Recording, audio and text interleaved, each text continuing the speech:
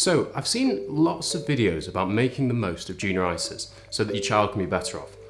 But I think there's a big problem here these are missing, which I'm going to tell you about in this video.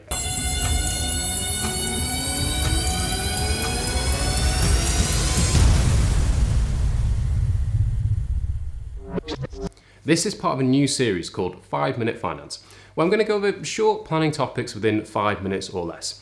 My name's George and I'm a chartered financial planner. So just a quick background. A junior ISA is a very tax efficient vehicle and you can put in £9,000 per year for your child for this tax year.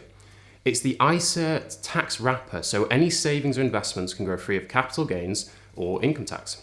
The idea is that you can put it into a long-term investment so it can grow and be sizable when they need it.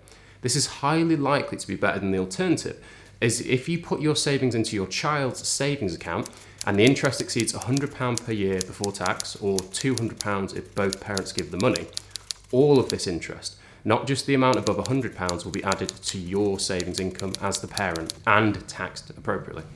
So if you plan in advance and commit to these figures, they can really get pretty impressive. Let's say you put in £3,000 per year for 16 years and we've adjusted the contributions for inflation, and let's say you get 5% return net of charges and inflation. At the end, you'd have over 72 grand. That is a lot of money and also a lot of hard work. So the junior ISA sounds good, right? Well, here's the problem. What it boils down to is control. The money in that account belongs to the child, but they can't withdraw it until they're 18, apart from in exceptional circumstances. They can start to manage their account on their own from age 16. So let's tell you my story. My grandma, God rest her soul, put aside some money. When I got access to it at 18, did I spend it on wise long-term purchases which helped my future? What do you think? Sadly not. I was a very different person in my teens compared to my 30s, so I didn't really know what to spend it on. And it was probably a mixture of nights out and guitar pedal, as I think most 18-year-olds would. Sorry, Grandma. The point I'm making is that you are giving over control entirely of these funds. It's legally the child's from 18. So if the junior ISA does become sizable, is that really going to be a good thing? You may think it's going on a house deposit, but your child, or maybe even your child's partner at the time, yes, they can have an influence, may have an impact on what it's used for. You, at the end of the day, have no control over this. Yes, technically you could not tell them, but you don't really want to be playing a slightly illegal game of intercept with the ISA provider trying to do good parenting. All I'm saying is, there are many things we can predict about life, but how our kids are going to turn out when they're 18 isn't one of them. Let's be honest, this is not also the ideal age for sensible long-term financial decisions.